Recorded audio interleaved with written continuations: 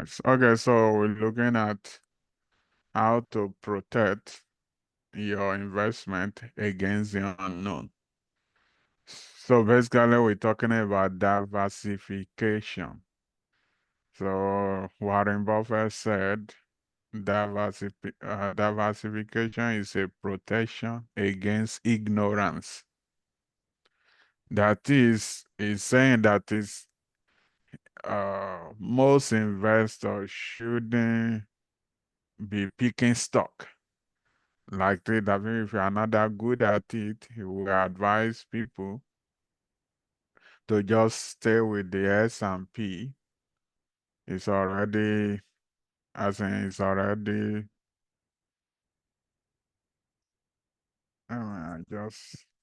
it's already well diversified. That's the S&P 500. If a company is doing well, they will include it. If another is not doing well anymore, they will remove it. So S&P is well diversified already. So it's just saying that this is advice to people that are starting out or people that are not doing well to just stay with the S&P. That is most money manager, they are not even beating the S&P, and those that beat it, they don't do it consistently. So at the end of the day, just say most people are better off just buying the S&P. But I mean, the reason I call it like protecting your investment against the unknown is that you do not know what will happen to a specific or one company. So if we're talking about a long-time investment, it will be it may be a good idea to just stay with the S&P. But once you know a little bit about a company, then you can put some of your money into it, but it doesn't have to be all of it.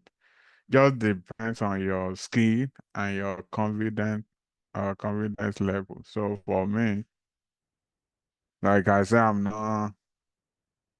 I'm not that confident now about Nvidia. So for the past 2 years, it was Nvidia. So for now, I'm not that confident, but I will still keep buying the S&P 500. That is DCA.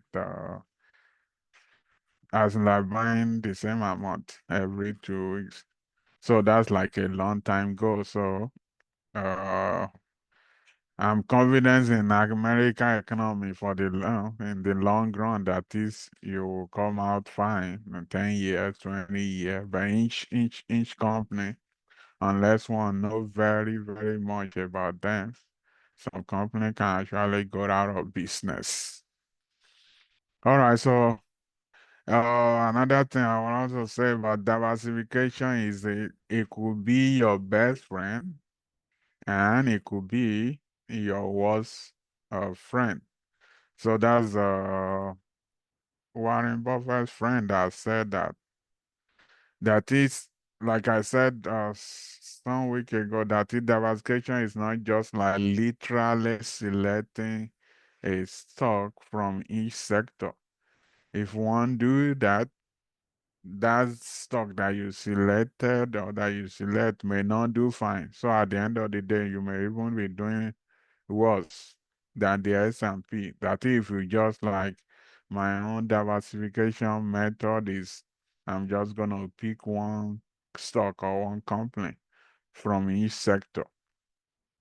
So the best way to diversify will be you are picking a stock from a stock that you know about and the sector that you know something about. When I say something like the growth that in the future is a company that will still be relevant in the future. When I say future, 1 year, 5 years, 10 years, 20 years. But at least if you're able to project to up to 1 year, that's good. You don't have to stay with as in when the company are no more doing fine, there's no point of staying with them. You can sell out and move on to another stock. So diversification is like selecting stock, either a company that you know or from sector that you think will be doing fine. I mean, either a year from now or 5 years from now. It doesn't necessarily mean I'm selecting one stock from each sector. One can do that, but at the end of the day, you may not be doing as well as the S&P itself. So it's selecting stocks that one know a little, know much about, and you are confident that they will be doing fine going forward. Any thought or question? So, I think that's a good insight into diversification. okay. So we said diversification is key to reducing investment risk. So, like energy sector,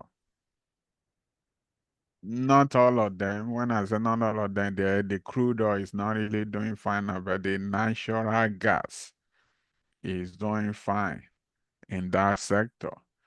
So that's like a sector that I know something about.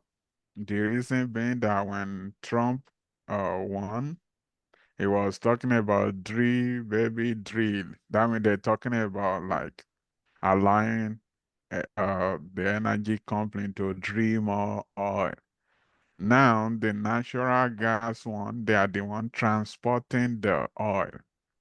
They don't drill, they call them midstream. So those companies, they transport the oil. So my thought is, if this administration is supporting drilling more oil, then that will be more business for the company that are transporting it. As Okay. in they're looking, okay, so they're looking at like based on the climate, issue we are having, they're looking at moving away from crude oil to alternative for energy.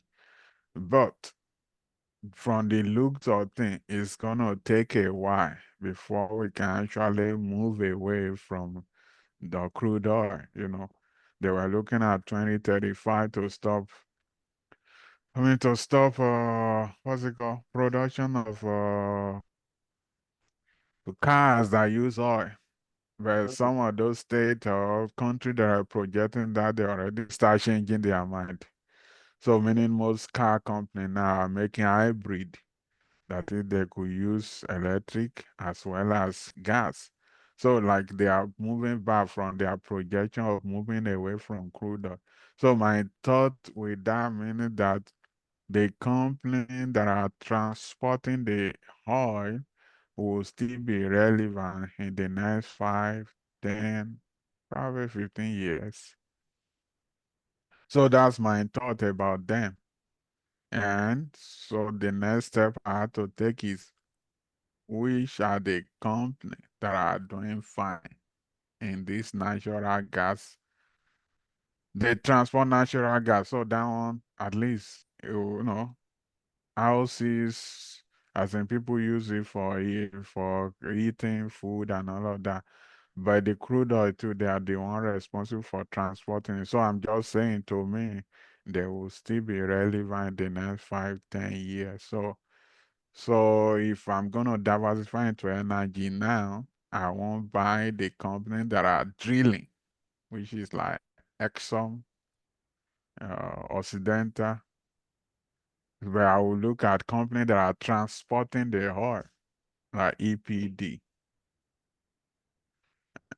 All right, so that's just a way of thinking. Then that's what will make me to now select a company after I've done my fundamental analysis, a company that I will go with, I will put it on my watch list. Then I will now be looking at the chart. The chart is just meaning when there is a sell-off, like you will just mention that Microsoft, based on the chart, we already know the fundamental of Microsoft. They are good company, they're making money, they will be relevant in the future. But the chart now, the technical analysis is now you waiting for a good time to enter. So if I'm gonna buy one of those Magnificent Seven now, I'll go with Microsoft. So, but now coming back to energy sector. I say I won't buy the company that drill. I will buy the one that transporting. That they call them midstream. And then their joy to either they're drilling to transport it. So then look at the company that are doing well there, put them on my watch list and be waiting for a time, as in when there's gonna whatever news that cause them to have a sell-off and all of that. I already know that they are doing fine, but now we'll wait for a good time to enter.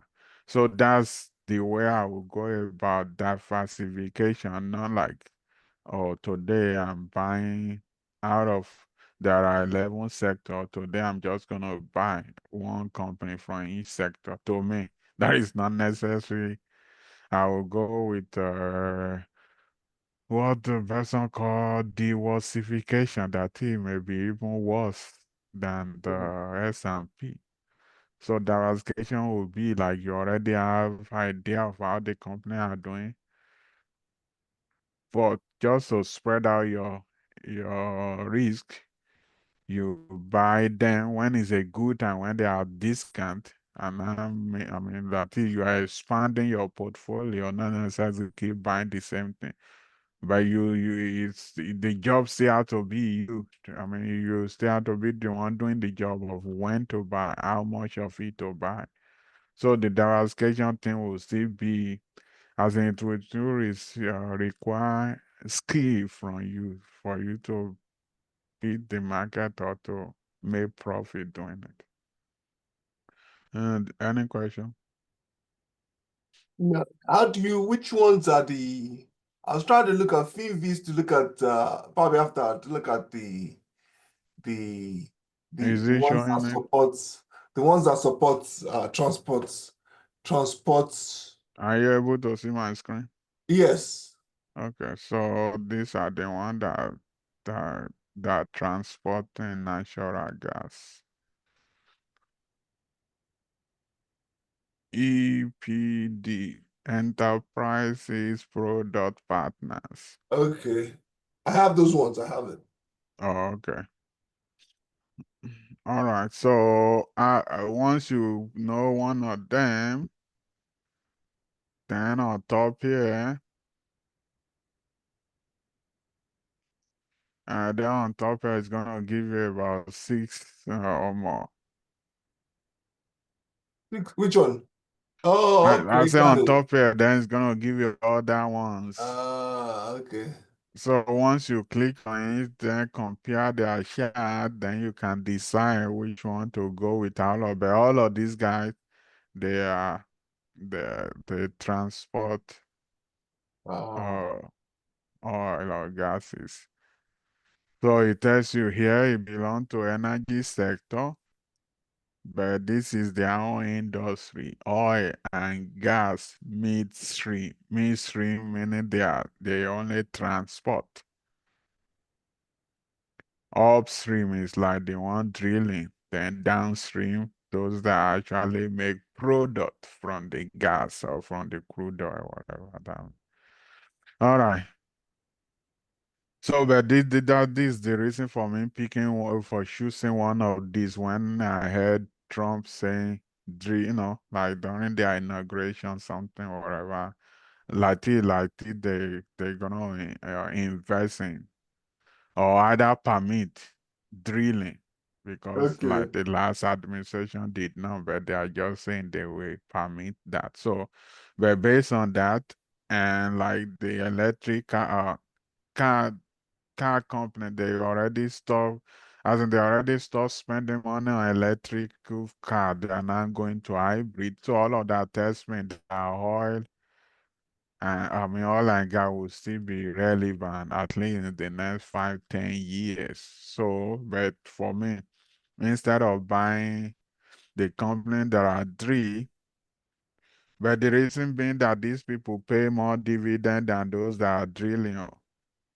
Okay, the transport business. The transport. Yes. This one is paying 6.63. Yeah. Okay, so Exxon pay like 3 point something. Chevron probably 4 point. Anyway, this guy pay more, yeah. Uh, So, but the one drilling, the prices their prices are affected when OPEC, when they decide whatever decision they make, they affect those people more than the transportation one. Oh, okay. Okay. As in those like Exxon, Occidental, as in the decision of other people, other Nigeria, Saudi Arabia, as in what they're doing with oil, they affect whatever affect the price of oil affect them more than the people transporting it. Yeah. Okay, so let's go back to the slide. So I this may not be a good time to buy. This when I was looking at it this time. Come on.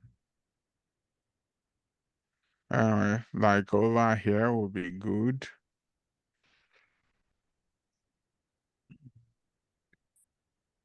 Anyway, but one can still buy little.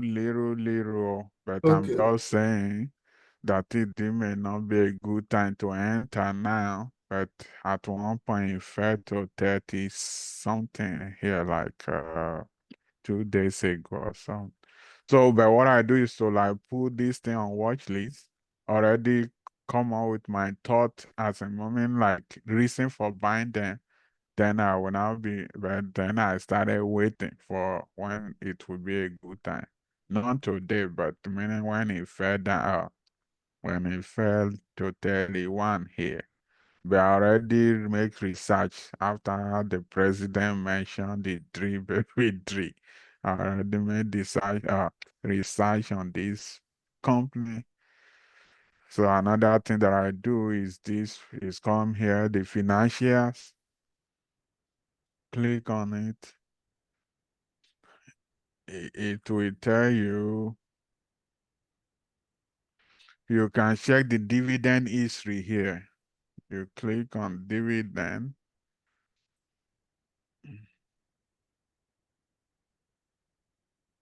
So you can see if they are consistent in increasing their dividend when you look at this. So some they are not consistent. So this year they pay more, they go down. So I'm looking for the one that is consistent in increasing the dividend. You're able to see? Yes, yes, sir. Okay, okay. So me now I'm looking for the one that are consistent in increasing their dividend. All right. So to me, that is a good business to own. But I will just be waiting for the time to enter.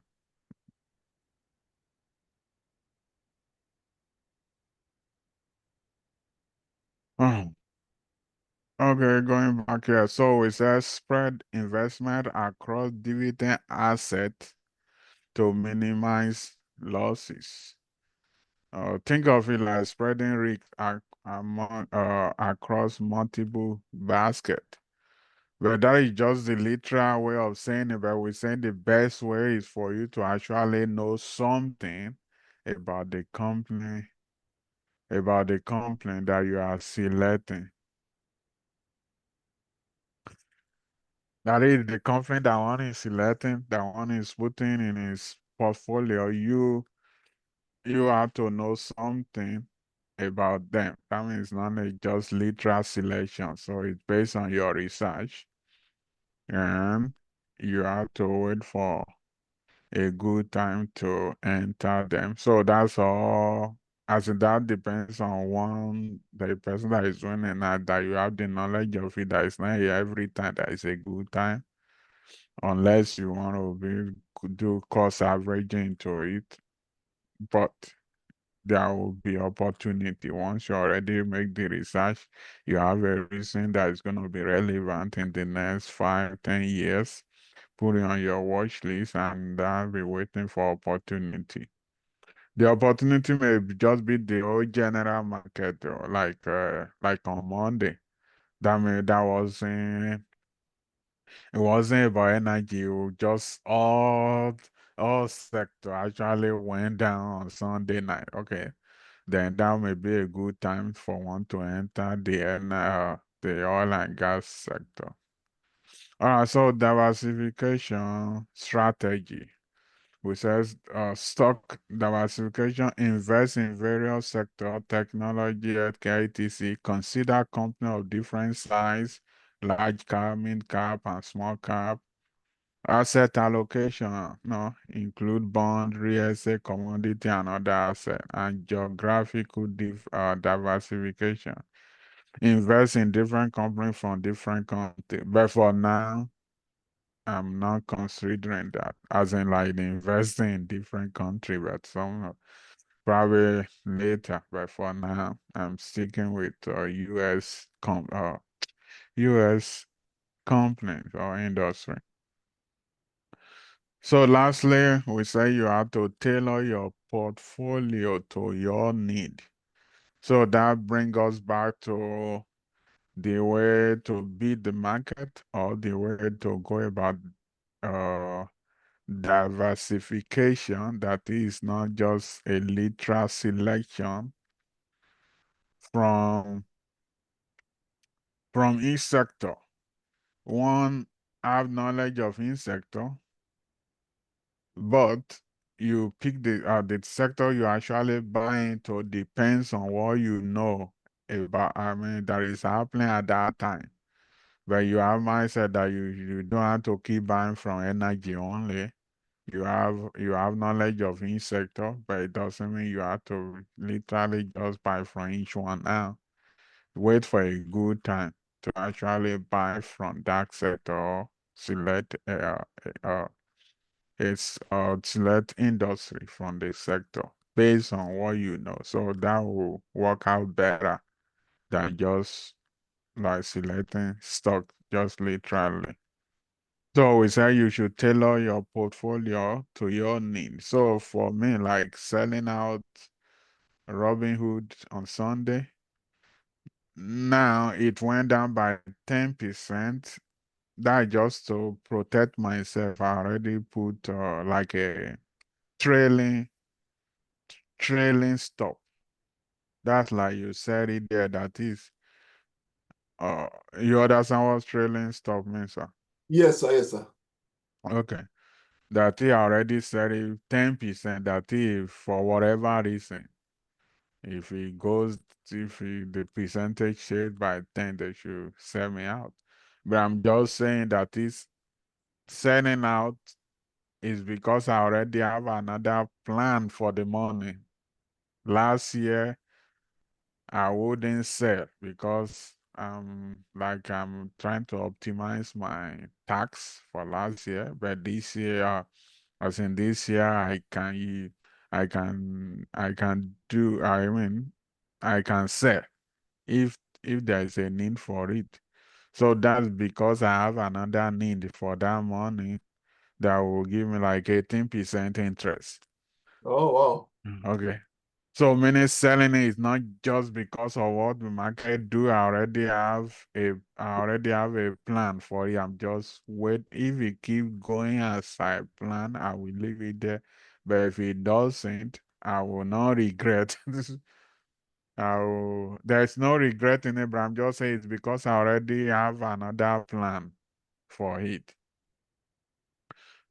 The reason for mentioning that is this thing that said tailor your portfolio to your needs. So we share our view, but at the end of the day, at 1.1, I think it's still gonna be an individual thing. What I'm by individual thing, the stock you buy and the stock you are selling, sometimes based on your need, not necessarily like what people are saying or what people think. But if you have a good, or what's it called? If you have a better use for the money somewhere else, so that's guarantee 18%. This one is not guarantee. I'm not sure how far it's gonna go this year. 80%, sir. 80% is how you.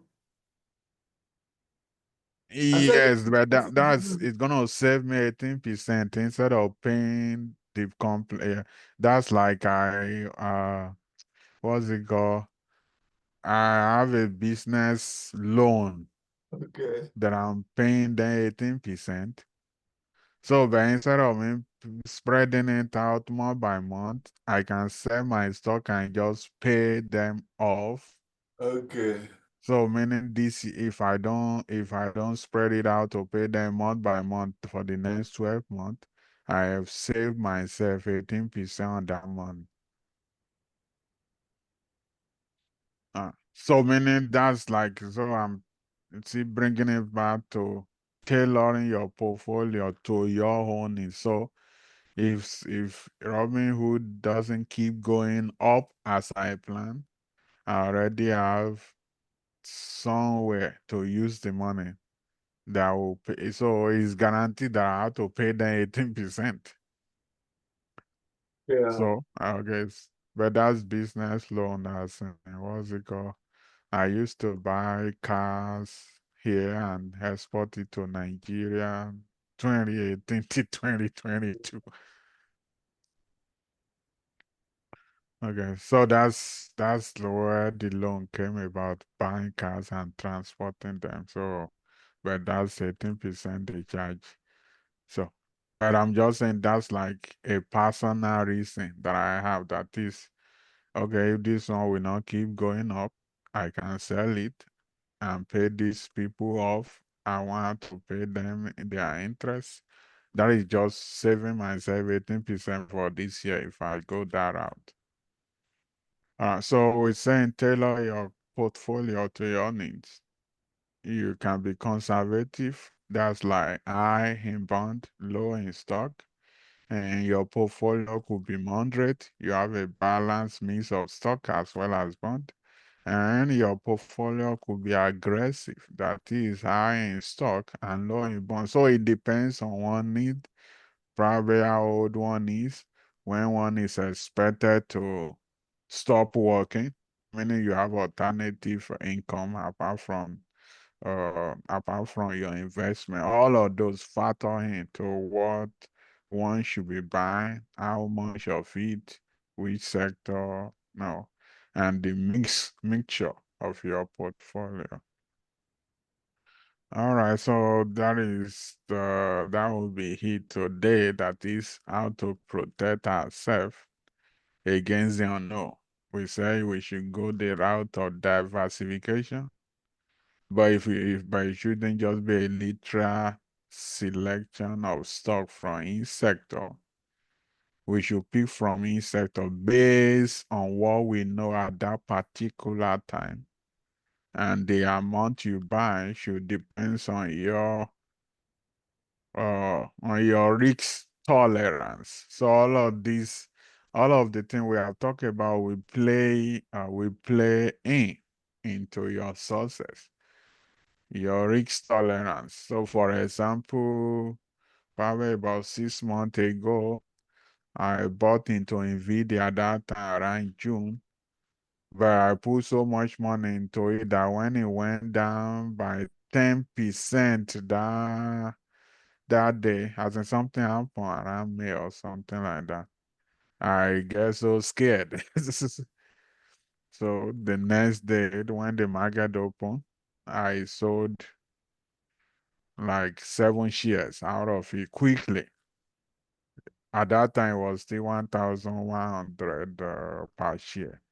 So, but I'm just saying, so how much of each stock that you actually buy depends on your tolerant risk. So I couldn't tolerate having like 10,000 or 20,000 in Nvidia at that time. So any movement at that time bothers me.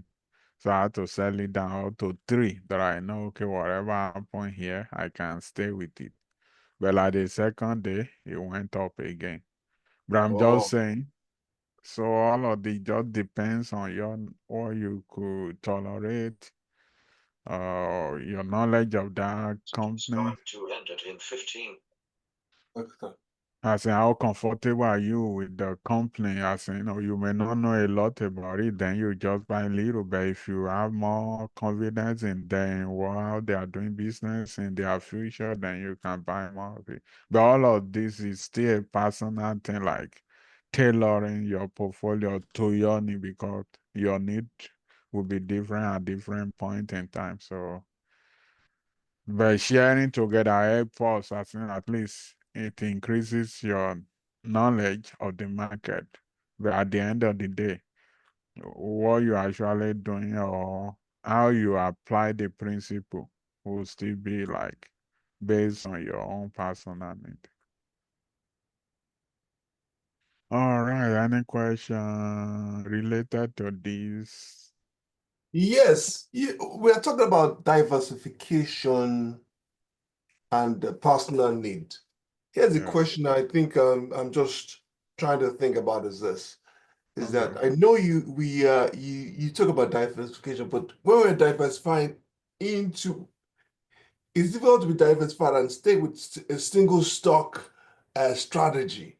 And also, is there a rule for saying that at this particular age, because I know we have to be conservative when the older we get or closer to the retirement. Is there like a percentage? Like I know, can we go back and see the second slide, please? The second slide, I know some says real estate, some says Bitcoin. Is there, okay, maybe, okay, this one. Some says, is there a particular percentage based on age that to say that this is for when you get to, for instance, when you get to 60, start Yeah. putting 80%, 10% into real estate, which other things are there. Is there like a rule of thumb that says that will guide an individual to stick with a particular number so that if the older I get, I can what they call it every year you do your portfolio again, you rotate. Yeah, put a portfolio rotation. Is there a particular rule of thumb that says that when you're a particular age, this is how much percentage you put 10% to stocks, 80% to bonds, something like that. I don't know whether there's something out there. And there is something like that, but it just like as in it's not set in what's it called in stone, but the money manager, if one has them, they will base it based on your age. So that's between stock and bond. If you are 50 years old, they want to, as in they will say subtract like if you are 50 years old, they're advising you, okay, subtract your age from 100. Okay, Is what they do. So a 60-year-old person should have 40 in stock and 60 in bond. But when you are oh, still okay, 20 years old, you can have 80 in stock and 20 in bond. So the older you get, the more bond you should be buying. okay, But it does for me. It doesn't have to be. I'm just saying if one is looking for just like a flat route to go by, that's what the rules is. The older you get, the less aggressive you should be. So they will say subtract your age from 100, as in using 100 as a percentage. So if you have 40, you could have 60% in stocks, then 40 in bond. Then when you turn 60, they're advising you to have bond 60, then stock 40. Then when you are turning 70, bond 70, then stock 30. That's like the advice that will be out there if one Google it. So, but I'm just saying, based on one's knowledge, one could take that principle, but see how it applies to your need now. okay. What I mean by that is if I have knowledge of a particular company, I've been following them for a while. I've done fundamental research about them. I can decide to go, I can decide to forgo the, the rules. and buy more of that company. That just because I've done some research, I have I'm confident in the company. So and there is a flat rule there, but I'm just saying that that's the same time saying that it to me that education shouldn't be just flawed to just literally following those rules. I Okay. mean, that is it. If one do not have skill or knowledge about how the thing work, they have all of that out there, like how that means their own advice.